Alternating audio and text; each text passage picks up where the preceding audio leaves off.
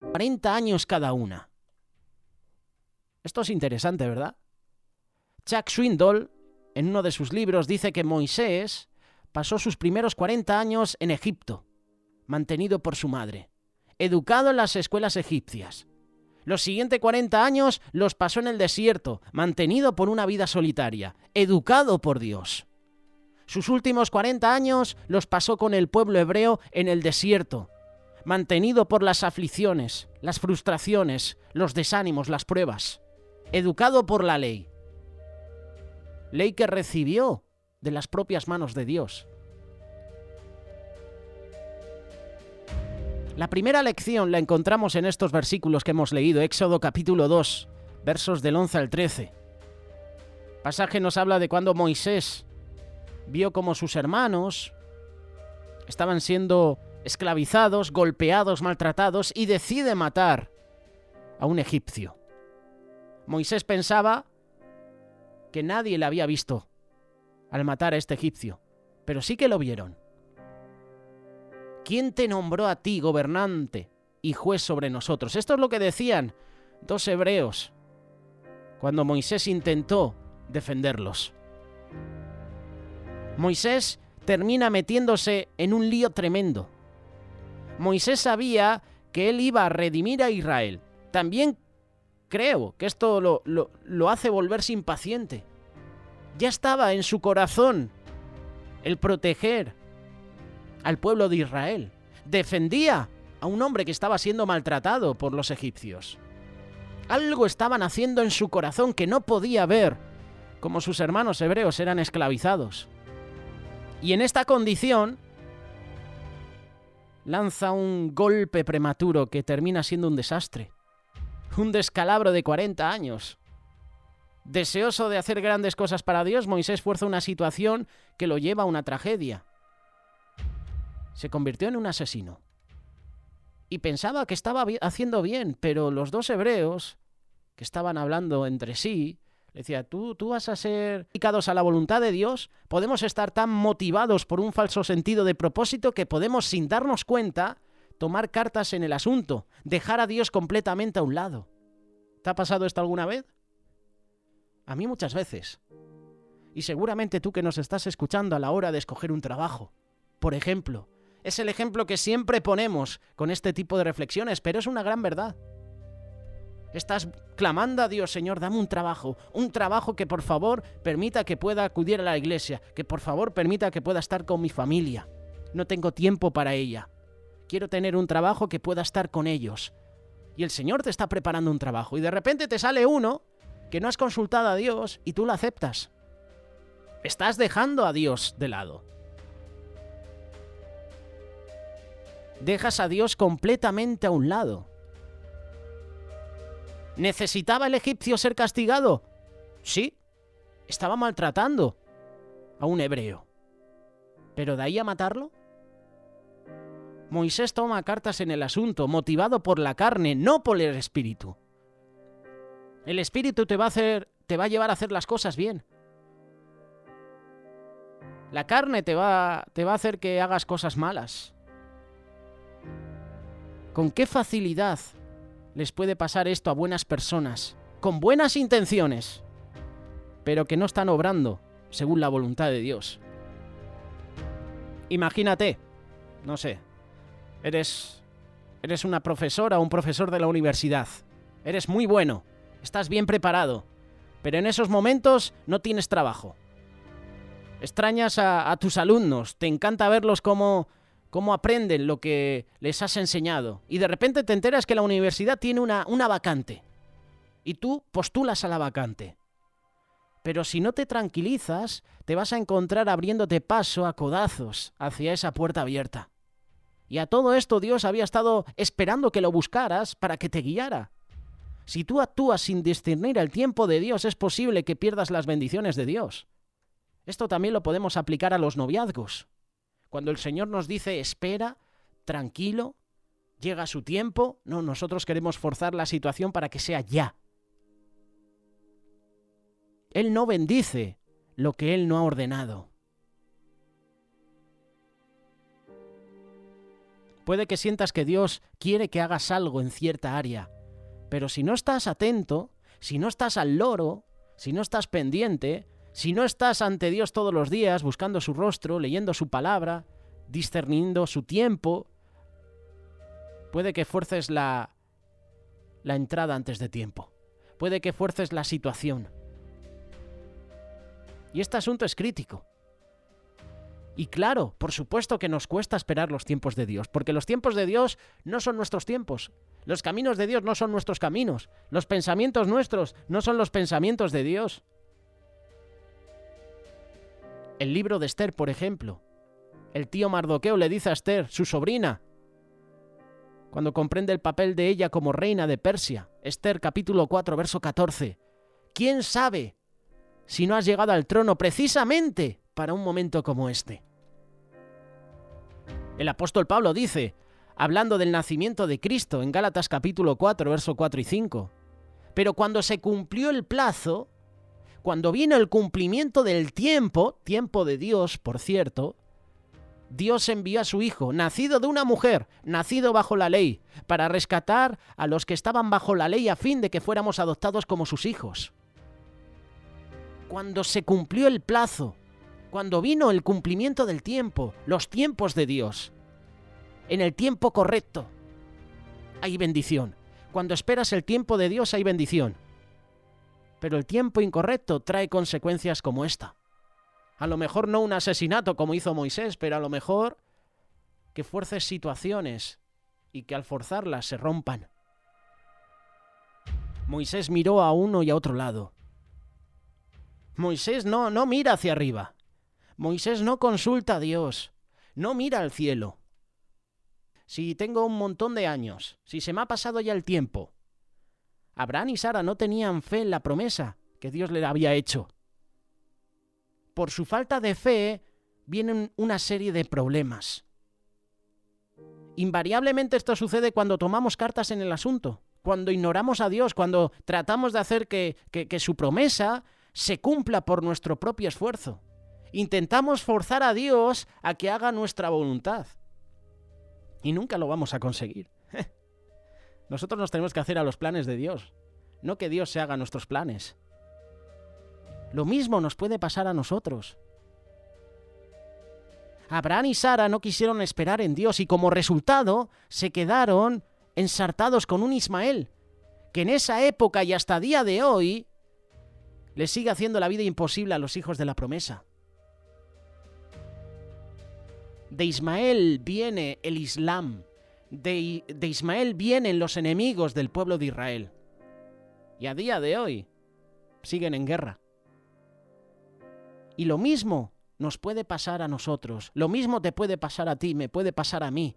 Al no pedirle consejo a Dios, al no buscar con afán su tiempo, nos lanzamos a manejar las cosas por nosotros mismos. Y poco a poco terminamos con un problemón. Cuando la carne manda, tú no puedes ni siquiera sepultar las consecuencias. Incluso cuando nuestro líder, nuestro pastor nos dice, tranquilo, un tiempo va a venir bien. Desobedecemos también. Desobedecemos a Dios, no esperamos los tiempos de Dios y tampoco esperamos los tiempos que nos marcan nuestros líderes, nuestros pastores, nuestras autoridades. Por eso es que Moisés mira a un lado y a otro. Está actuando en la carne. Tenía que asegurarse de que no hubiera moros en la costa, como decimos aquí en España. Es una expresión muy típica española. Si eres de América Latina, no te asustes, ¿vale? Esta expresión, no hay moros en la costa, es como decir, no hay nadie. Nadie me está viendo. Es ahí cuando comienza realmente la desgracia. Es ahí cuando comienza el desastre. Y Hechos capítulo 7, verso 24 y 25 añade contexto.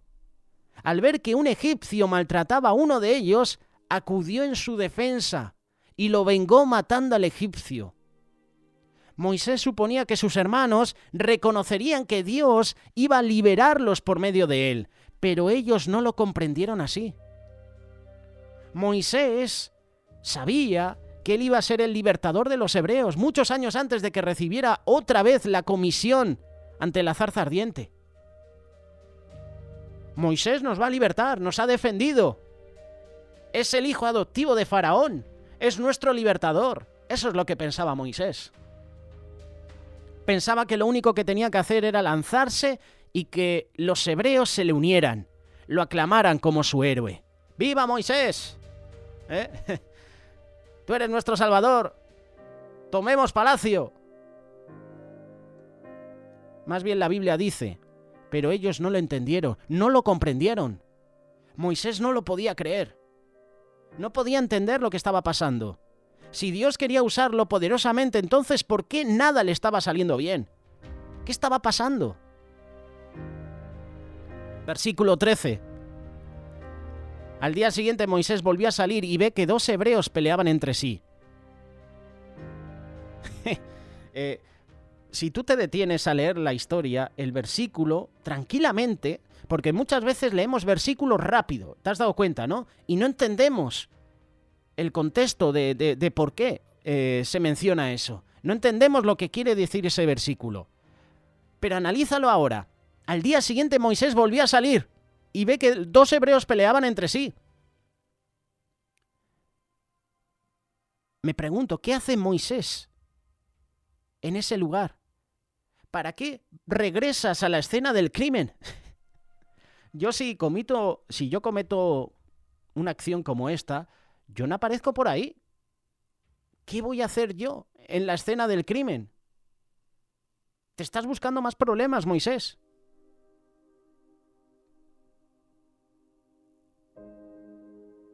Ve que 2 hebreos peleaban entre sí. Esto no era lo que Moisés había imaginado. ¿Te imaginas? Oye, hermanos, tranquilos, debemos mantenernos unidos. Pero estos 2 hebreos no querían escucharlo.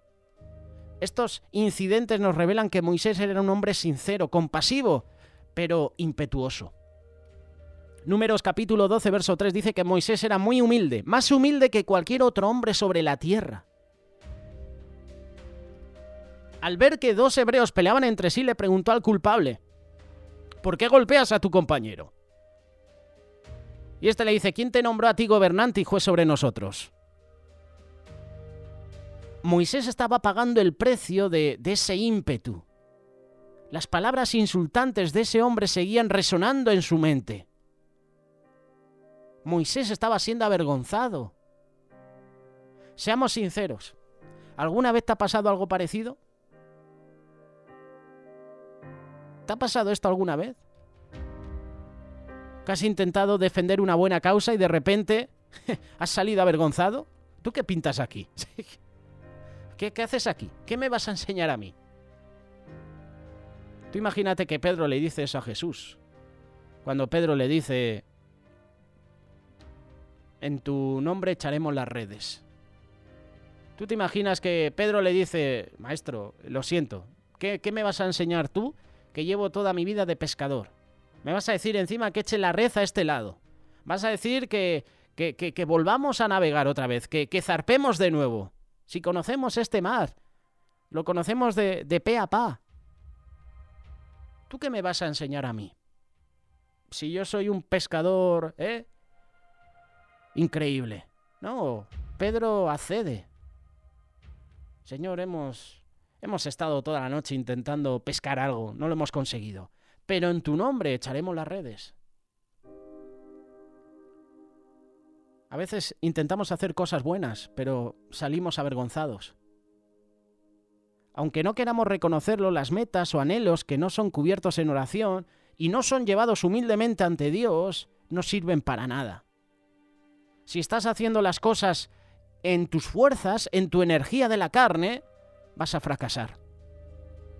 Pero si tú confías en el Señor para que Él te indique cuál es el próximo paso, si tú esperas en Dios con humildad, Él va a abrir y va a cerrar las puertas necesarias. Y tú podrás descansar hasta que Él te diga, adelante. El semáforo ahora está en rojo. Detente. Ahora está en verde. Ya puedes ir, sigue adelante. El versículo 14 dice que esto le causó temor a Dios, no, a Moisés, perdón. Pensó, me han pillado. Ya se supo lo que hice. Y en efecto el faraón se enteró de lo sucedido y trató de matar a Moisés. Pero Moisés huyó de Faraón y se fue a la tierra de Madián. De tenerlo todo a no tener nada. De ser el hijo adoptivo de Faraón, ahora tu padre adoptivo te quiere matar. Y es posible que tú también te hayas visto obligado, obligada a verte con consecuencias de ese tipo. Tu vida pasada puede haber sido un modelo de gran ambición, pero de poca sabiduría, de grandes deseos, de poco discernimiento, de grandes aspiraciones, pero de poca humildad, como dice Swindoll. Has tenido que salir huyendo con el rabo entre las piernas, como se suele decir también aquí en España, es un famoso refrán. Una y otra vez has huido avergonzado. Podemos decir que fueron nuestras propias acciones impulsivas las que nos llevaron a una mala situación. ¿Sabes por qué? Porque nos hace falta una buena dosis de sabiduría. ¿Y de dónde viene la sabiduría? De lo alto. De lo alto, obviamente, de Dios. Esa es la sabiduría que tenemos que tener. Esa es la sabiduría que tenemos que anhelar. No la sabiduría humana, diabólica, animal, terrenal.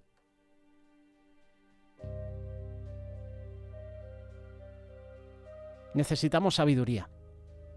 Fue uno de los lemas de hace unos años en uno de los congresos de Remar Internacional y todos los mensajes iban dedicados a la sabiduría. Tener sabiduría toma tiempo. Por eso es importante estudiar la palabra de Dios. Además requiere que también nos demos buenos batacazos, nos caigamos por el camino. Requiere sufrir fracasos.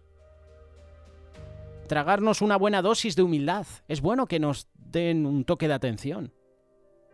Por muy amargo que sea, es bueno que nos den un tirón de orejas, nos digan, oye, tranquilo, oye, te estás equivocando. Así que después de ver cómo Moisés mata al egipcio, huye al desierto. Versículo 15, Moisés se fue a la tierra de Madián y se sentó junto a un pozo. Éxodo capítulo 2. Verso 15. ¿Te imaginas a Moisés huyendo por el desierto? Su ropa sucia, polvorienta, dándose tumbos a lo que caminaba por esa soledad. Ahora Moisés estaba fugando para salvar su vida, su pellejo. La educación de la cual se jactaba tanto ahora no significaba nada. Su conocimiento de los jeroglíficos, de las estatuas, de todos los ídolos que había ahí, de todos los dioses de Egipto, no valían para nada. Sus victorias militares no parecían gran cosa. Y con cada paso que daba probablemente estaría diciendo, tenía que haber hecho las cosas de otra manera. No sirvo para nada.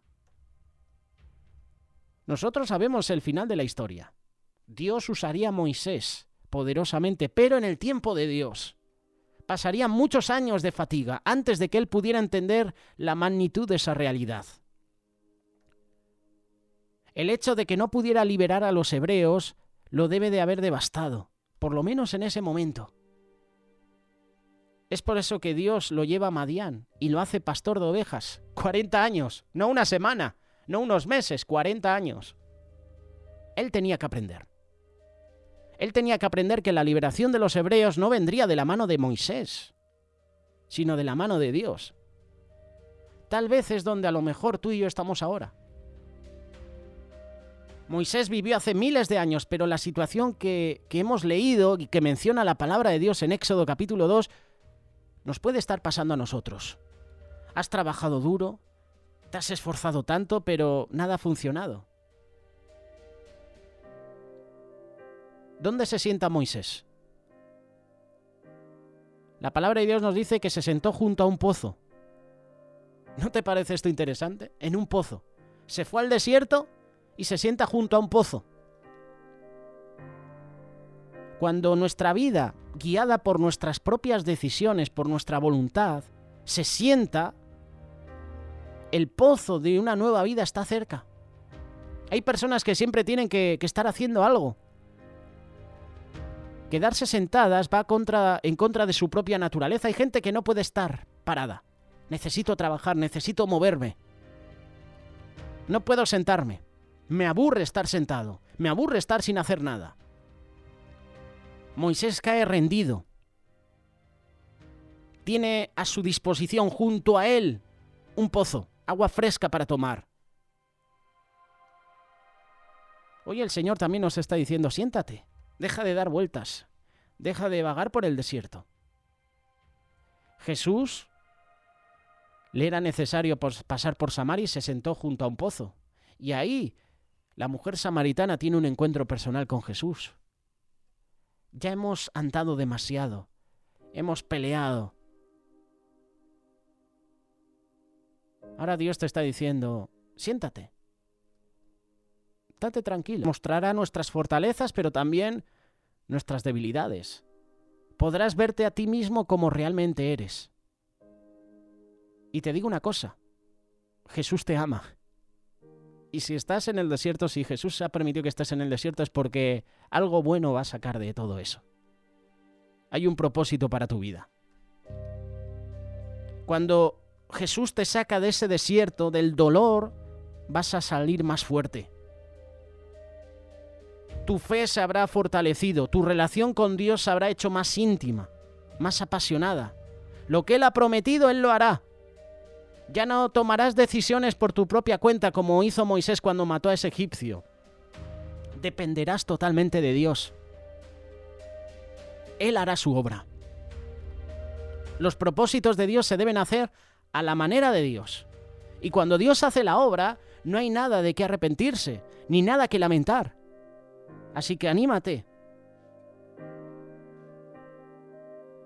Eclesiastés dice que hay un tiempo para llorar y hay un tiempo para reír. Y la segunda carta de Corintios, capítulo 4, verso 17, dice: pues los sufrimientos ligeros y efímeros que ahora padecemos producen una gloria eterna que vale muchísimo más que todo sufrimiento. Las pruebas tienen un propósito, el desierto tiene un propósito. El sufrimiento, la sequedad producen hermosura. No nos gusta mientras lo estamos viviendo, mientras estamos pasando por esa situación, pero cuando hemos pasado la prueba, esas lágrimas se convierten en alegría. Y como dijo Job, saldrás puro, saldrás pura como el oro. Recuerda que no hay tierra prometida sin desierto. Y quizás tú ahora mismo estés en un desierto. El Señor ha permitido que estés en el desierto, pero Él está contigo. Él siempre está contigo.